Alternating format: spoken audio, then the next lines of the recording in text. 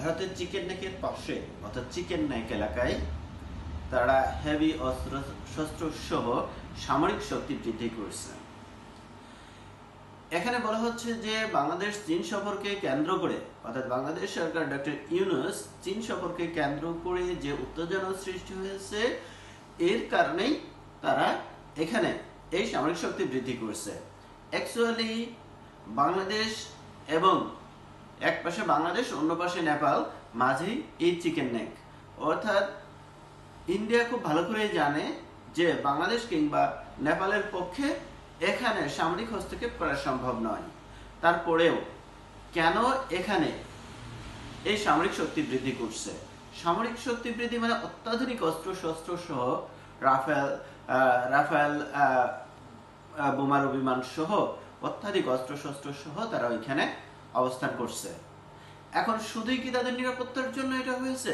এটা খুবই একটা গুরুত্বপূর্ণ কোশ্চেন। কিন্তু তারা এই বাংলাদেশ এবং নেপালের মাঝে এত শক্তি এদের কোনো কান্ট্রিতে নেপাল বা বাংলাদেশে নাই যে ওই জায়গায় চিকেন নাকি কোনো একটা সামরিক শক্তি দিয়ে কোনো একটা কিছু করবে। ইভেন বাংলাদেশের কোনো সামরিক কোনো বাহিনীও সেখানে নাই। তাহলে তারা কেন, কোন উদ্দেশ্যে তারা এই শক্তিশালী অবস্থান করছে এখানে?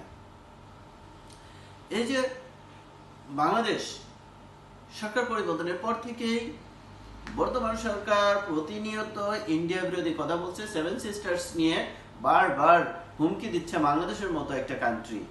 এই হুমকিকে কেন্দ্র করেই এবং বাংলাদেশ চীনের সাথে সম্পর্ক বৃদ্ধি সহ বিভিন্ন ইস্যুতে তারা এখানে সামরিক শক্তি বৃদ্ধি করেছে।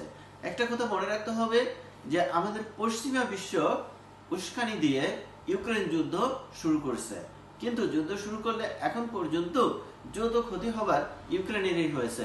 রাশিয়া যে ক্ষতি হয়েছে তার বিনিময়ে তারা ইউক্রেন থেকে সম্পদ এবং ভূমি দখল করেছে।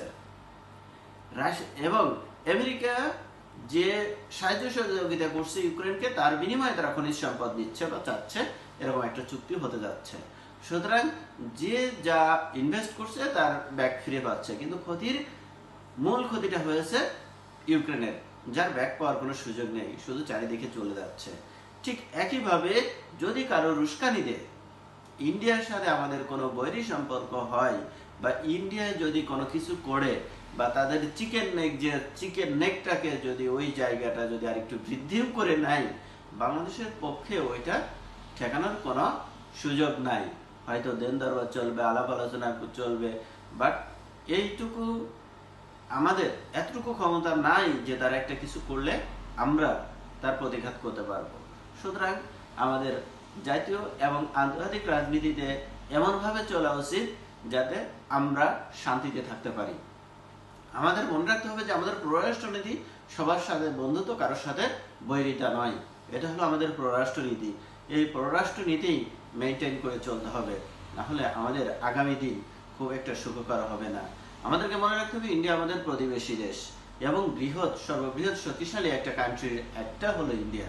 সুতরাং আমরা চাইলেই তাদের সাথে বাদাবাদি করতে পারবো না, চাইলেই তাদের সাথে যুদ্ধে জড়াইতে পারবো না। তাদের সাথে অবশ্যই আমাদেরকে বন্ধুত্বপূর্ণ সম্পর্কে রেখে আমাদের স্বার্থ যতটুকু সম্ভব আমাদের স্বার্থটুকু উসুল করে নিতে হবে।